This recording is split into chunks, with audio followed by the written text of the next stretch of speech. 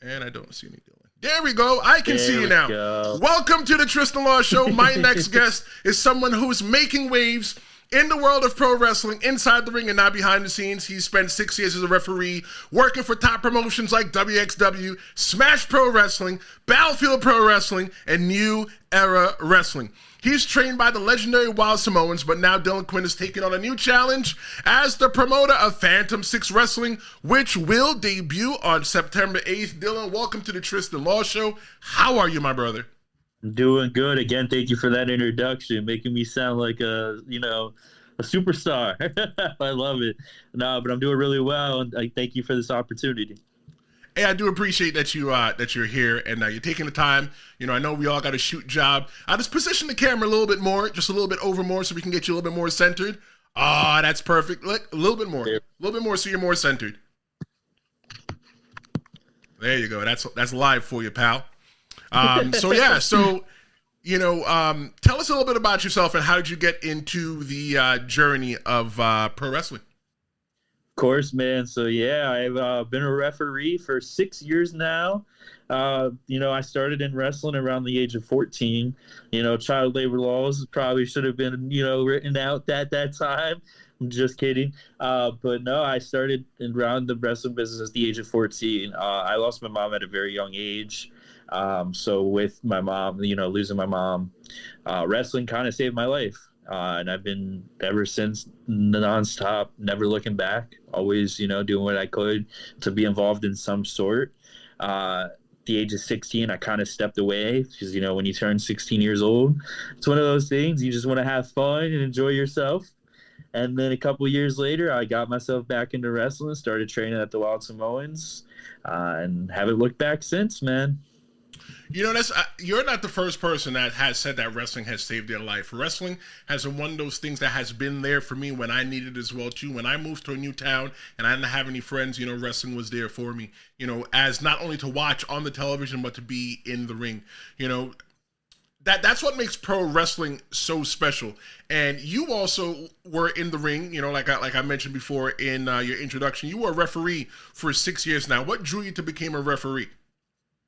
So to be honest, I had a really bad shoulder injury. I kind of started from playing baseball, and I was like, you know what? I'll be all right. I'll be able to wrestle. Fortunately, wrestling made it worse. So I was like, you know what? Let's give reffing a try. And Samu Anawahi was, more than welcome to letting me ref. And I did that. And, man, I haven't looked back since. Injury happened, and I always say things happen for a reason. And that's why this happened. So how did you get your first opportunity to start refereeing? It's like you just don't walk into a school and just say, hey, I just want to be a referee. Like explain to people, walk them a little bit through it, because one of the things that I've done a couple episodes ago is I explained how to be a pro wrestler, and at the end of that episode, I explained that if you don't think you can make it in the ring, there's different jobs for everybody. So your job's a referee. So inspire somebody to be a referee. Right. So being a referee, one of the things you do, just make sure you find a credible school, somewhere that's going to teach you the right ways. It's just like wrestling. You're gonna have to learn how to take bumps. You're gonna learn how to, work just like the boys. But you're also gonna go through the training. That's what happened with me. And then, Sam made sure that I went through it. You know what I mean? Like my cardio had to be there. Everything had to be there. But if you dream of being a referee, like I said, just make sure you find the right school that is going to teach you the ways and not just use you for your money. You know what I mean? So yeah, man, I told Sam, I was like, let me be a ref. Let me try it, and he had me train at it. And then funny story, my debut actually was at what they called Big Dog Fest in Pennsylvania. And Pops was actually there. Alpha Anawahi was there. So my first matches were in front of Alpha Anawahi, Senior, who was known as Pops to a lot of people. And, man, I was a nervous wreck. I was going crazy, going stir crazy, because I was like, well, man, this is Pops. Like, if I mess up in front of Pops, there goes my career already. And then, I did the show, got through the show, and then I asked Pops I was like, hey, is there any advice you got for me? And he's like, well, you did a good job, kid. You can't get any worse than you did today. Ever since then, that stuck with me.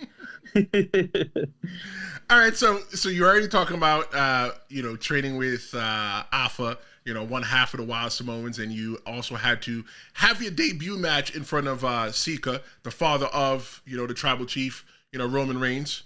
So what was your experience like, and how did it shape your approach to refereeing?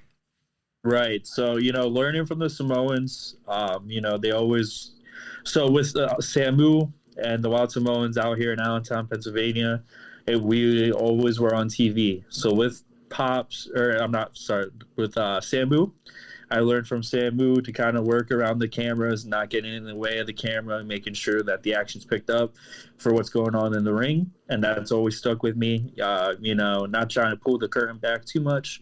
But, there's a thing called the horseshoe in wrestling where you're trying to avoid different camera angles and stuff like that. That's one thing I learned there. And also another thing I always learn is just communication, being in the right spot at the right time and, making sure that everybody knows what's going on in that ring. So is your goal to be a referee for AEW or something like that? So this has been asked a lot lately. AEW would be cool, but I know they have a really long list of referees right now there. WWE would be another great opportunity for me. I wouldn't mind doing that. But TNA is definitely on my radar. TNA is a place that I would love to get into, because I know a lot of people there. A lot of my close friends are there. TNA is definitely on the list, and, it would be awesome to be there. I always feel that TNA wrestling right now, I think they're doing pretty good things in the pro wrestling business. They're different. They speak to the people that like sports entertainment and the people that actually like actual wrestling as well too. Right.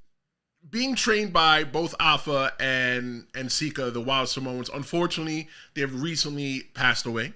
Since they were your trainers, would you like to share a memory or a story about them? Right. So, as I said earlier, I was trained by Samu on Oahe. That was, my trainer right there. And then, I've always been told I'm like the honorary Oos. Before Sam, when Sammy started doing that, and I always said there's a long list of us. But, being around Pops was always great, man. It was always, when I was around Pops, when I was around Alpha Senior, it was never wrestling with him. Me and him would always just talk about life, and he'd give me advice on life. We would talk about wrestling little bits, but, man, Alpha Senior meant a lot to me. And unfortunately we did lose him recently, and then also losing Sika, that was a great blow. So the funny story with Pops, like I said earlier, the one story I had earlier, but then the last time I saw him was actually at Battlefield, and just sitting in the back with him, hanging out with him a little bit, and him saying that he was proud of me. That meant a lot to me, because once we were talking a little bit, he remembered being at my first show, and he was like, you know what, I'm really proud of you. You're doing really good. That's awesome. That's awesome, man. that you have that story, and that's a moment that nobody can ever take from you. Right. Exactly. So you've worked with Smash Pro Wrestling, Battlefield Wrestling, and New Era Wrestling. How has working in these different promotions helped grow you as a referee? That's a really good question, man. Just staying busy, staying consistent has been a really big help. Going from, New Era to Smash to Battlefield, and they're all unique in their own way. Smash is that party style wrestling where, you're going to have a lot of fun. You're going to have a lot of drunk wrestling fans there, and they're going to get you, and you got to learn how to give it back. Battlefield is, a little bit on the more serious side, learning, they've been on pay-per-view, with Premier Streaming Network every month up until recently. But, being there, you learn how to, kind of control being in front of a crowd on, going live 24/7. And then New Era is just started recently. They've only had 4 shows now. But being at New Era, they've, given me the opportunity to, do things in the back and help them out with different things, which has taught me a lot. and being, there, because their style is a little bit old school style in a way. And, being able to do that has been great. Going to all these places has been amazing. Doing, what I do has been amazing. You know, Everywhere I go, I'm learning, and that's the thing. You never stop learning in professional wrestling. 100%, I agree with that. So, what are your most memorable matches that you've officiated, and what made them stand out to you? All right, so this one right here, I will always say has been my most memorable. And you actually had this gentleman on your podcast a few weeks ago. It was Ricky Price versus MIT from Smash Master Wrestling. And this was during their annual tournament, which was Smash Mountain. And that match went absolutely crazy. And at the end of that night, me and Ricky, kind of had a moment. And that was probably my best work, being present, giving MIT, yelling at MIT when I needed to, things like that. In that match, man, they went absolutely bonkers. They went crazy. They hit some crazy spots. That's one of my memorable matches. And then recently working with Ace Austin, who I've known since he started in wrestling, which was at New Era a couple weeks ago. That's been another memorable match. There's so many of them, man. It's hard to pick one, but it's always going to be Ricky Price versus MIT from Smash Mountain. All right, so a lot of people might think that being a referee is like really easy. I really believe that a good referee is really hard to find. At least when I was in the ring full time, a good referee is hard to find. So what are some of the biggest challenges you face as a referee in the pro wrestling industry, and how have you overcame them? Right.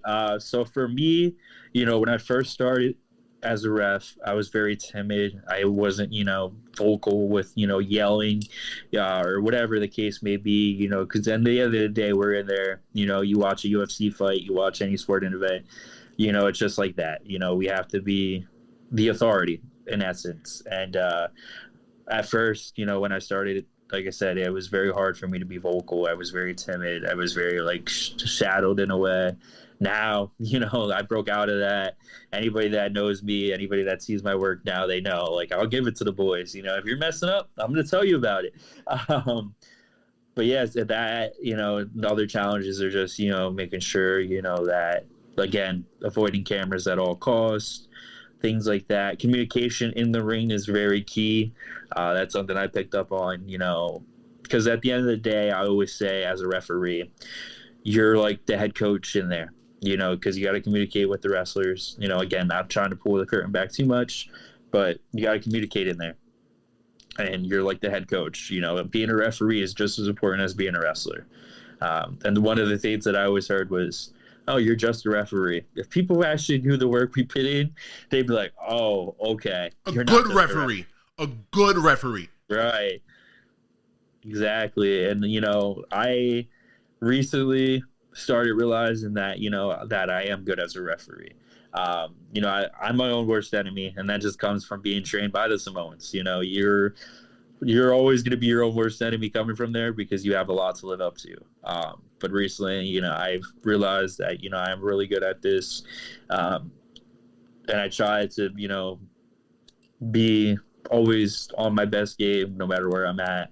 And it's opened a lot of doors for me too. So one of the things that you and I both have in common is that we were both trained by a legendary tag team, or at least one half of them. You were trained by the Wild Samoans, and I can say that I was trained by the Dudley Boys. And one of the things that I always say is that, even though I didn't finish my training with them, but I started with them, I still always feel like I have big shoes to fill. But 1 second, Dylan. If you're enjoying this conversation with Dylan, subscribe to my YouTube channel and turn on notifications so that you never miss an episode of the Tristan Law Show. When I tell you this, believe me, I'm only getting started. So now, Dylan, you are stepping into the role of a promoter with Phantom 6 Wrestling.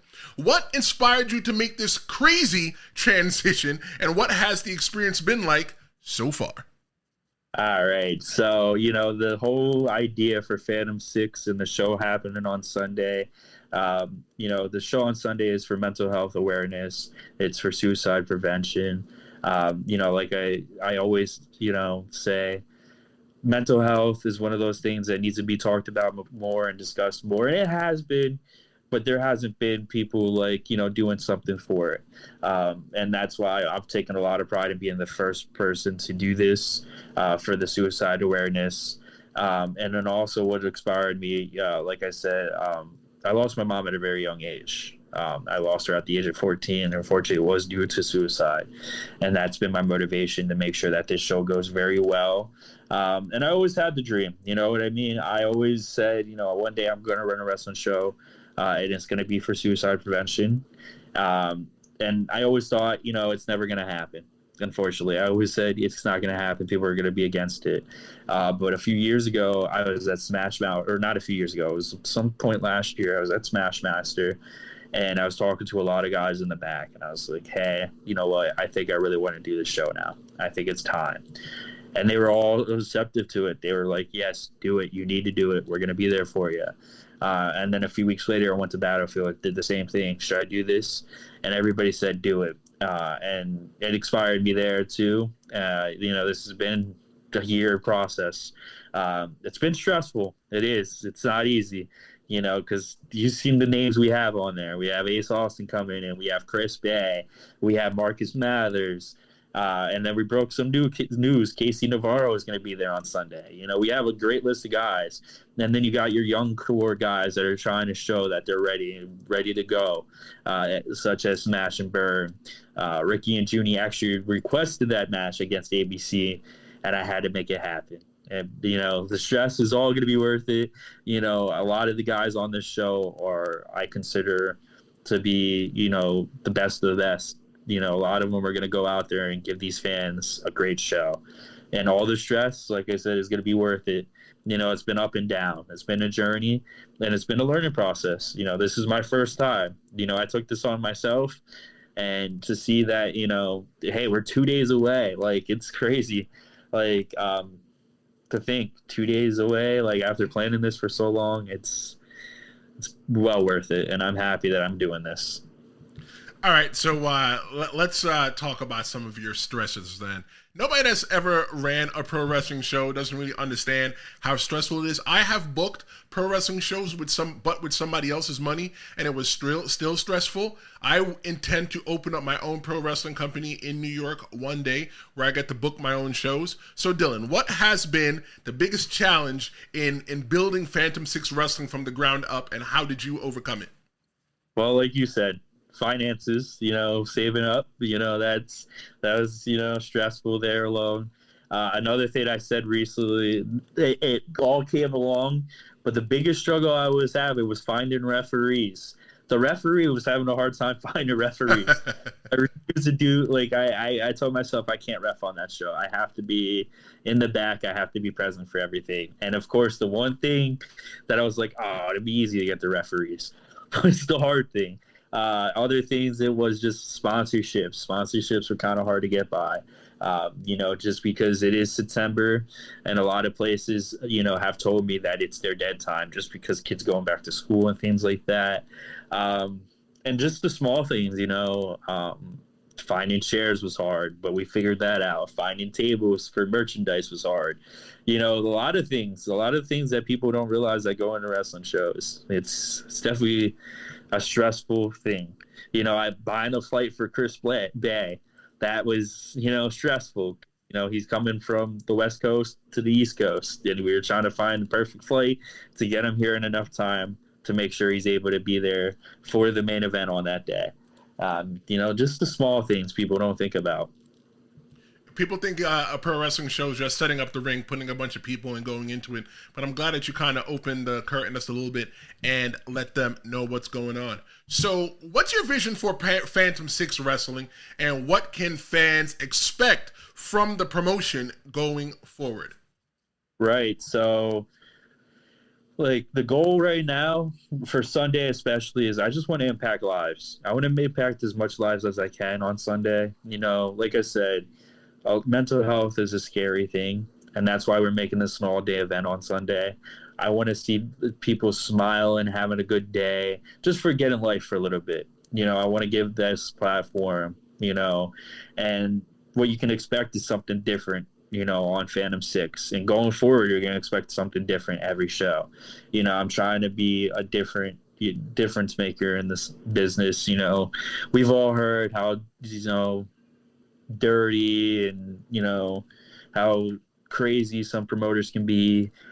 You know, I'm just trying to be me, which is always going to be me, and just change the game of professional wrestling a little bit, you know. And like I said, I want to give my friends or people that I believe in professional wrestling a platform to come and perform while they have fun. You know, at the end of the day, we're all in this business. There's those days where it can be stressful, but most days, you know, we need to have those days where we can have fun. And the goal behind Phantom 6 is every show we're going to have something that means something. You know, going forward, I want to work with different charities and give them money, not just mental health. But, you know, like I said, impacting lives is what my number one goal is. Well, everyone, if you are enjoying this, come back on Tuesday at noon Eastern for another live episode. We'll be discussing what AEW is doing wrong and why they are not crushing it in the pro wrestling business. And if you haven't already checked out last week's episode of the Tristan Law Show, I talked about what AEW is doing right and why they are crushing it in pro wrestling. For the full breakdown, don't forget to subscribe so that you don't miss it. So, Dylan, your first show's coming up September 8th at the Country Club Brewing Company in Bethlehem, Pennsylvania. What can you tell us about the card, and what can fans look forward to? Right. So, right off the bat, right off the rip, the first match we announced was Smash and Burn versus ABC. Junior and Ricky, I have full faith in those guys that they're going to go out and absolutely kill it, and they're going to show why they belong in professional wrestling as a tag team and why they should be on TV weekly. You know, that right there. And Ace Austin I've known forever. You know, Ace is another one. And I'm really excited about this match. You know, Chris Bay is amazing in that ring. So those four are just going to absolutely tear it up. And that's the main event of the whole day. Other matches that we're going to have, Marcus Mathers versus Malik Delvante. Marcus is just coming fresh off another Japan tour. He was just in progress for the UK. And Malik Delvante is one of those guys that is just trying to prove himself and show that he's here to stay. Other matches on that card are going to be Philly Mike versus Dr. Ethan Wild for the High Tension Network Championship. That's going to be, you know, crazy. It's going to get a little crazy on that match. I know that. And then we have a triple threat with Jay Bougie, Casey Navarro, and Dio Bando from Battlefield. Casey Navarro is making his waves. He just recently signed with TNA. Jay Bougie is one of those guys that's tearing it up on the independent scene, and I think he'll be on TV eventually. And Dio Bando is another guy that I believe wholeheartedly in. So that triple threat is going to go absolutely insane. And then also on that card, we're going to have Diamond City War Machines versus Kit Raff and Uncle Nasty. That's going to get a little hardcore, and that's a fans bring the weapons match. So bring your weapons out for that. You know, we'll put it to good use. And there's just so many other matches, man. It's a whole day event. So there's some surprises that we're going to have on there.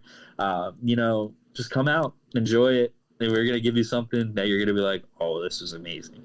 That sounds awesome. I'm hype already. So you keep talking about Ace Austin and Chris Bay. And for people that don't know, Ace Austin and Chris Bay, they are the TNA Tag Team Champions, and they are on the card. How did you manage to book them for your inaugural show, and what do you think that they bring to the event? Right. So, you know, what helped me with this one was knowing Ace as long as I've known Ace. You know, so I was able to just text him and be like, hey, I got this going on. I really want you there. He was all in for it. And then Judy and Ricky tweeted that tweet that they want to face ABC.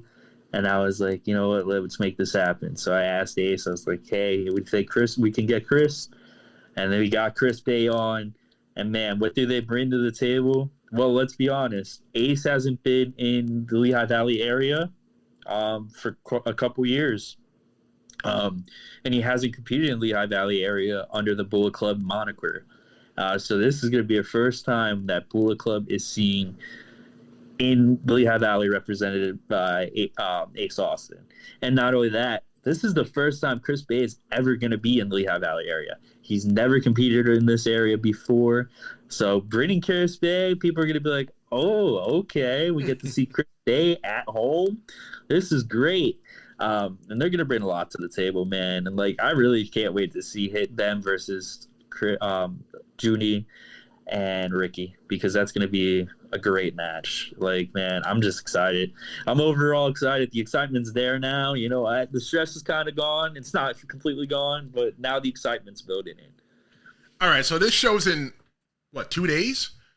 2 days. 2 days. 2 days. What are your goals for Phantom 6 Pro Wrestling in its debut? The goal is, like I said earlier, man, I want to impact lives on Sunday. For anybody that's going through mental health issues and things like that, I just want to impact lives. And the goal is I want to make sure this is talked about. You know, at the end of the day, though, the show isn't about me. You know, I've said that. I'm not making this about me ever.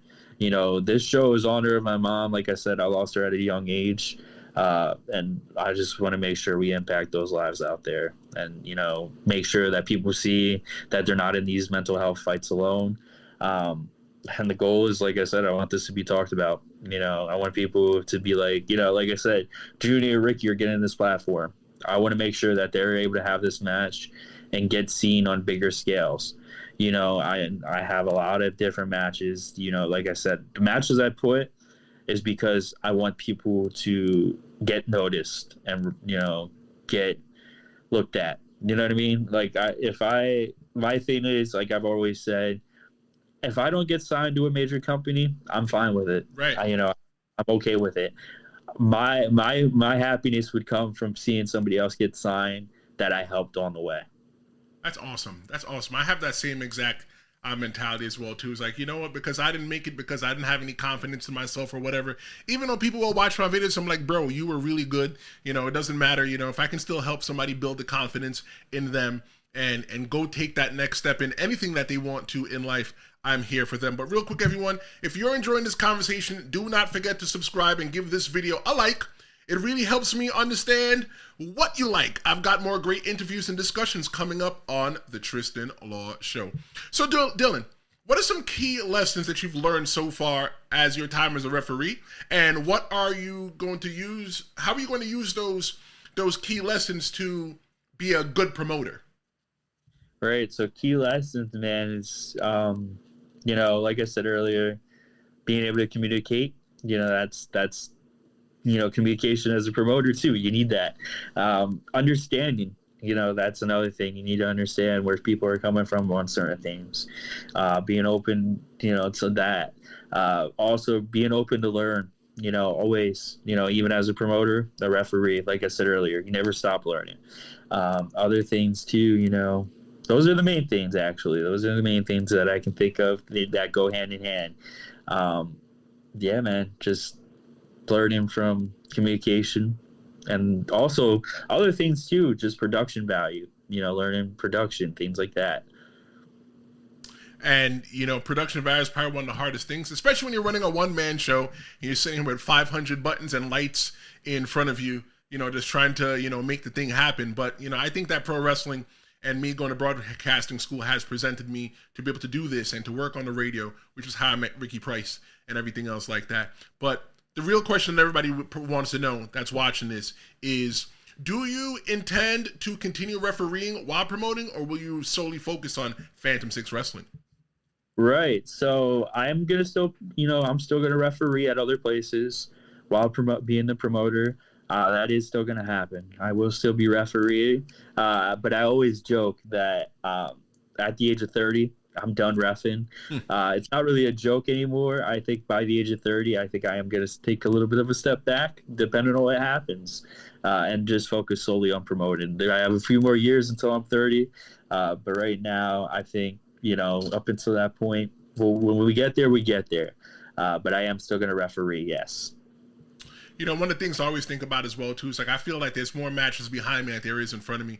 And one of the things that I want to get involved with is more of the production. I want to be able to put on, like how I put on this live stream here, I have it in my mind, a high idea and everything else of how I would actually put that show on YouTube where people can watch that show and enjoy that show. So, you know, it's one of the things about, you know, being a pro wrestler in the pro wrestling business, that it's addicting. And I still always want to be a part of it. Even when I'm 90 years old, I still want to be a part of it somehow. Right. And that's the thing, it's one of those things that, like you said, it is like a drug. You're going to go through those days, though, where you're like, oh, I don't want to be involved in wrestling. I can't stand this business. I want to get out of it. And then you get sucked right back into it. We all have been there. We've all been through it. There's been so many times I was like, I can't do this anymore. I don't want to do this. And then I'm still here. You know what I mean? And I'm running my own show on Sunday. Like, it's crazy. So break everybody. I need you to do either one or two things with this next question. I need you to either break everybody's heart or make everybody fall in love. Here is the question. What advice are you going to give to someone looking to start their own pro wrestling promotion? Oh, man. What advice would I give? Just be prepared for a lot of ups and downs on this. There's going to be days where you're going to learn and build. And there's going to be days where you're going to feel like giving up. But it's one of those things that I can say, don't ever give up on your dreams and your hopes. I think that's a pretty solid question. Don't ever give up your dreams and hopes. If it's something that you want to do, there's definitely a way for you to do it. Dylan, tell my audience, the Tristan Law Show, how they can find you and Phantom 6 outside of the Tristan Law Show. Right, so you can find me on Instagram at dquinn_97. You can find me on X at dquinn_97. You can find me on Facebook at Dylan Quinn. And if you're going through any mental health battles and you need somebody to talk to, don't be scared to reach out to me. And then on the Phantom 6 side, we have X, that's going to be Phantom 6 PW, if I'm not mistaken. Instagram's Phantom 6 Wrestling. And then we also have Phantom 6 on Facebook as well. And like I said, if you need to reach out to me, don't be scared. I'm easy to talk to. I will be open ears for you. Hey, well, Dylan, thanks so much for hanging out with us today. I want everybody not to forget to check out Phantom 6 Wrestling's debut show on September 8th at the Country Club Brewing in Bethlehem, Pennsylvania. It's going to be an awesome night of wrestling, which will feature TNA Tag Team Champions Ace Austin and Chris Bay. Trust me, you don't want to miss it. Thanks so much for watching.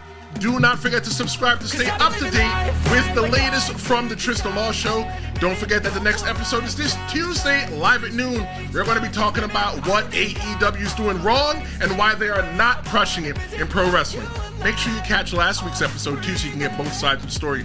Special thanks to Dylan Quinn and Phantom 6 Wrestling. I'll see you next time. Thanks so much for checking out the Tristan Law Show.